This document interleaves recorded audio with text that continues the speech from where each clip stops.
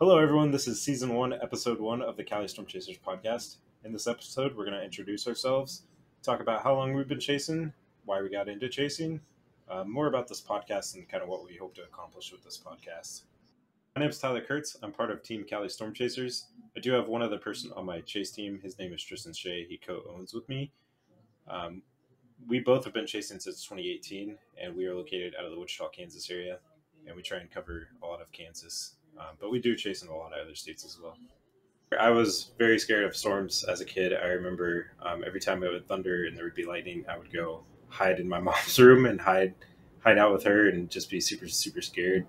And then as I started to grow up a little bit more towards like late elementary school, um, I started riding around on my bike when there were storms around, acting like I was going to go get myself into hail if there was any.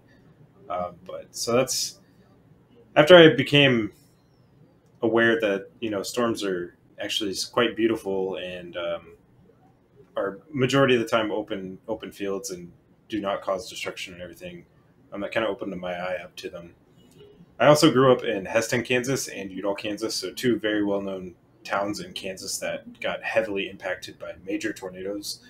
So I think just growing up in those locations really just helped out with an interest of learning more about storms and wanting to storm chase them. The show Storm Chasers on Discovery Channel really piqued my interest of, it just looks super fun and really exciting. And so it didn't become a reality for me until 2018 when my best friend Tristan and I were at community college and we're like, wait, we're 18 now. We have our own cars. We can actually make this a reality. So we formed Cowley Storm Chasers off of that. And ever since then, we've just been chasing a lot. So that's kind of how I got into it. My name is Hunter Arrington, owner of Midwest Storm Respondent and Disaster Response. I've been chasing since 2014. Also beside me is Caleb McElroy. He's been chasing with me since 2015. So how I got into weather was I used to be scared of storms when I was a kid. I was terrified of them. And then, of course, how most people did these days, they watch Storm Chasers on Discovery Channel. And it kind of hit me because I've been through a couple of tornadoes when I was a kid. There was one in Cheney Lake in Kansas I was in, and then a couple in like the Wichita area. So just being in those tornadoes has got me kind of more of the scientific side of exploring them, and then storm chasing.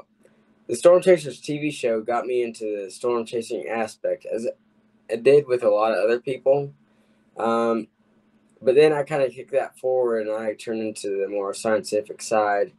I did start from 2014 all the way up to like 2018 or maybe a little further. I was just out there having fun, taking photos, getting video. And then it just, once I guess you could say, grown up, I realized that I kind of want to be on the more of the scientific side. So I've storm chased since 2014, like I said. Started off on a bike in the Flint Hills of Kansas. So that wasn't too fun. So it was fun, though. You got to start somewhere. And so I enjoy it now. And yeah, that's how I started out. How we met. Me and Tyler both met through mutual friends. And then later on, started hanging out. And eventually started chasing together. And I think May of 2020, we both met up with each other's teams in Emporia, Kansas, and chased a nice storm that almost put down a tornado over there. So that started off for us chasing together. Then we started chasing together in the same vehicle a couple times throughout that year. Another time, I think later in May or June in western Kansas. And then last year in 2021, we chased a couple more times. Yeah, I'll just add to that. So whenever each of our chase partners from our own team can't chase for whatever reason, Hunter and I try and connect and go chase together since solo chasing is not all that fun. At times it can be, but it's just super exhausting. So it really helps out, especially since both of us kind of have the same chase style as well as our own team. So our chemistry is really good, and we each get along really well while we're chasing together, and it just works out so well. We don't want to forget about our chase teams either. I want to thank Caleb, my driver, and Nate on my team. And also for Tyler, he has Tristan who helps him out driving. We drive all across the country, and we always appreciate our team. Yeah, I'll just second that. I really just want to show some appreciation for my chase partner, Tristan Shea. He is our driver. He drives majority of the storm chases. He's an excellent driver, gets us out of some hairy situations and gets us in the right place to see some epic things. That dude just loves driving, so that really helps out. For me, I get pretty tired while driving, and he's just a champion. He can drive very long distances and help us out. And that allows me to do my things on my side. I control a lot of the video, photography, social media side of things. Um, Tristan and I just make a really great chase team together. We've been best friends since like middle school, so that really helps out with our chemistry, and we enjoy a lot of the same things. I appreciate everything Caleb does for me. He drives many hours, days, and nights to get me to my spot where we need to be to intercept those tornadoes and get to our storms. I storm chase mostly to inform the public of the severe storms and also to learn more about storms for the safety of people for a much bigger lead time warning system. I storm chase because storms are just super fascinating to me, and I also want to help out with informing the public.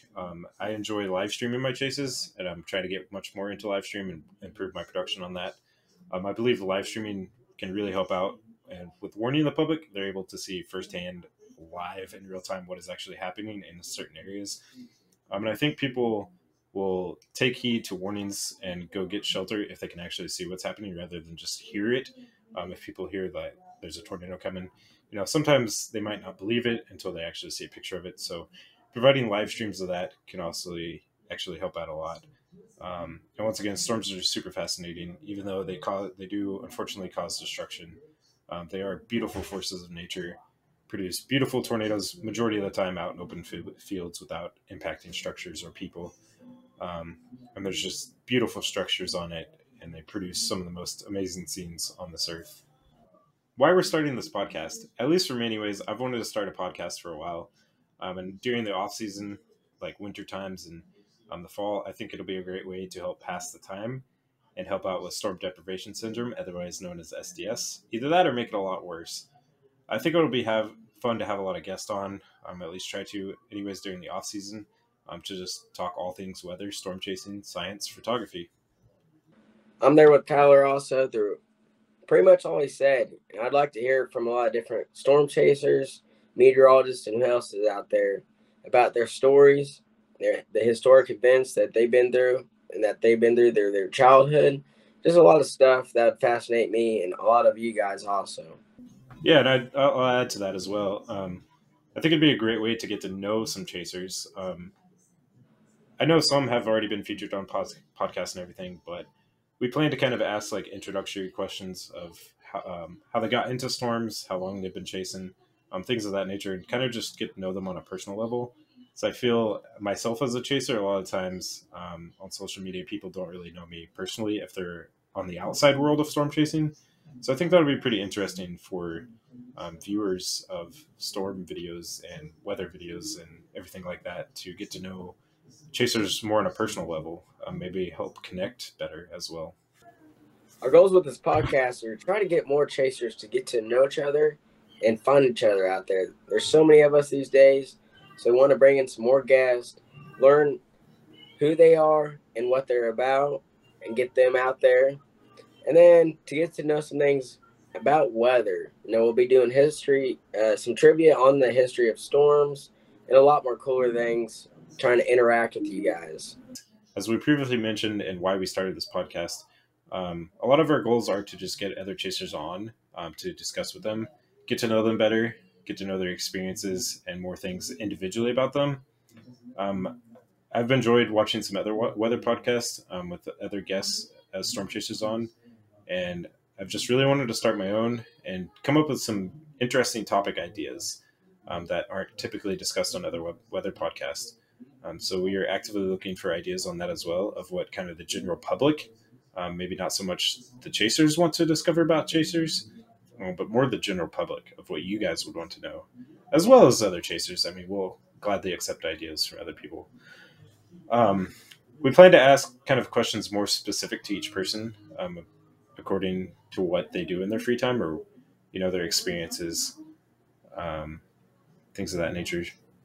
So our own goals for chasing, mine will be, I'm more into the scientific part of the storm chasing aspect. I'm always about getting the data and learning new things about storms, tornadoes, hail, wind, whatever we can, and then especially in the winter weather aspect. Next year will be a big year for me. I'm working with a radar company where they are working on a chaser radar. So we're working right now on the prototype for that. So I'll be working on that, finding out the kinks and what else we need to fix on that. So later down the road, these next couple years, I'm going to start working more on the scientific side. I do love gathering the video aspect and pictures also, and being out there with my team. So, like I said, I'm more on the scientific aspect, so that'll be what I'll be looking at down the road. But I do enjoy getting time to watch storms, just not doing any scientific stuff. But yeah. So my goals for chasing, at least for the next year or so, I'd say, I'm trying to get way more into on the live streaming side of things. This year, I'm trying to really vamp up my live stream, make it a way better viewing experience. We just recently bought 3 Mevo Start cameras. So those cameras will allow us to connect to the stream all at once and switch between each of them. With my video streaming software, I have currently some voice commands set up so I can voice activated switch between scenes while I'm driving. Obviously, it's not very safe to do it on the phone or my laptop or whatever. So just really providing different views of the storm. I know in chases in the past couple of years, I really wish I had a camera out like the driver's side window or the passenger side window, especially if it's hard due to driving location or where you're positioned to the storm or things of that nature, to point the dash camera to that. So having those different camera angles would be really, really cool. And it'll provide a really unique experience for our viewers. I also just want to chase a lot more. In years past, I've kind of been tied down on what chases I can and cannot chase. So I really just want to chase more to get more experience, see more things. That kind of leads to I want to explore more of the United States as well. So it kind of goes hand in hand with chasing. When you're out chasing, you travel a lot of different places. Sometimes places you have been before, and other times places you haven't. So that'd be pretty cool to kind of go different spots. Um, I know I want to get out west a lot more. I haven't really been out that way. Um, so traveling a lot. I also really want to improve my photography skills. I feel like I've gotten my videography skills pretty good. Um, my videos have gotten a lot better over the years, but my photography can really use some work. And I want to get better at that and try and sell more prints and everything like that. I would really like to get into the science side of things, but with my current car, I currently don't have any roof racks on it, and it's really expensive for me to get roof racks. And I also have a loan on my car, so I can't really do much modification to my car. I really would like to add a weather station on, um, but I just don't think it's really logistically possible. Now we're going to talk about our current storm cars. My team right now has a 2008 Dodge Ram 2500 Cummins diesel, which we use for storm chasing. One, because it has 4-wheel drive. Two, because it has a lot of room to work with stuff. We have a lot of equipment that we need to haul around with us. We have rescue gear. We have our firefighting gear when we need to go into structures or anything like that. We are on the fire department, so we have all of our stuff, helmets, gear, everything we need in there. We have a big tote full of medical gear for that. We all are certified under that stuff. So we do need a big vehicle. And plus, on the back Kansas roads, when it's really muddy, it's nice to have a 4-wheel drive truck to get around. And when we have stuff in the back of the truck, like weather instruments and stuff, it's nice to have something to put those in, like a bed or something. Our past vehicle, we had a 2005 Ford Explorer, which we made a hail guard for, and helped out a lot. We've gone through some monster size hail, tennis balls, everything. It's been beat. It finally went away last year, I believe, or a year before that. We got rid of that. So it's always fun. talking about chase vehicles and knowing the past from because they sure do help us out, getting us to where we need to be. They're really reliable, and we count on them for when we need to get out of the bad areas of the storms. And we live in there mostly. We spend most of our times in those, like 99% time, and then the rest is being outside of the car, looking at the storm or whatever. So that's a big important message or aspect of having a chase vehicle is having something reliable, something comfortable, and something that will be around forever. When Tristan and I are together, we typically chase in his 2015 Ford Escape. We do that just because his car is a lot bigger, has a lot more room for all of our equipment. And then when I typically chase solo, I use my 2012 Ford Fusion Hybrid. Before I had the hybrid, I chased in a 2001 Honda Accord. I should have kept that vehicle and just used it mainly as my storm chasing vehicle, but the downside of that one is it's not that big. It was only a 2-door, didn't have that much room, had a lot of miles on it, didn't have 4-wheel drive. But I definitely should have kept that just to go get into some monster hill cores with that, since the paint was all degraded and everything. But I got rid of that and got the 2012 Ford Fusion Hybrid. When I had to get a new car, I wish I would have gotten something better for chasing, specifically like something that had way more room for camping out and sleeping in the car, as well as 4-wheel drive, because there's been a couple instances where not having 4-wheel drive really hurt me. The equipment that I take chasing with me is, of course, video cameras and my DSLR. So I use the Sony AX33 as well as a Canon Rebel T7. Like I mentioned earlier, we now have 3 Mevo Start cameras, so I take those. I used to have 2 GoPros, but unfortunately this last storm chasing season during 2021, both of them got destroyed. Rest in peace, GoPro. Rest in peace. But anyways, I no longer have those. Haven't purchased another one yet. And let's see, what else do I take? I think that's about it. So our release schedule will be every other Tuesday or Wednesday, and it might slow down depending on storm season, how it's going. If it's getting busy, then we might have to slow it down a little bit. But other than that, that's when we'll be releasing our schedules again on Tuesdays or Wednesdays of every other week. We do plan to host some of these episodes live on our YouTube and Facebook with our guests. We also plan to release episodes early on our Patreon. That way, members of our Patreon receive exclusive early access to videos ahead of the general public, as well as any other updates related to the podcast, such as releasing topic discussions early, announcing guests early, and anything else. We will release video and audio versions of the podcast. The video versions will be able to be found on our Facebook and our YouTube. The podcast will be available to listen to on Anchor, Spotify Podcast, Apple Podcast, and hopefully some other places in the future. If you want to follow my social media, follow me at my storm page at KS Public Warn on Facebook, and Twitter is my personal is Kansas Storm Spot. You can follow me on my socials. Facebook is at cowleystormchasers. Twitter is at cowleystormchasers. And subscribe to us on YouTube at cowleystormchasers. If you or anyone you know wants to be on the podcast, please send an email to cowleystormchasers@gmail.com, or simply just comment on the video or message us on any of our social media platforms. And we'd be happy to discuss with you about coming on the podcast. Thanks for watching or listening to this first episode. Once again, if you have any ideas, questions, comments, or anything for the podcast, feel free to leave us an email or leave us a comment below. Thank you guys for watching, and we'll see you on the next episode.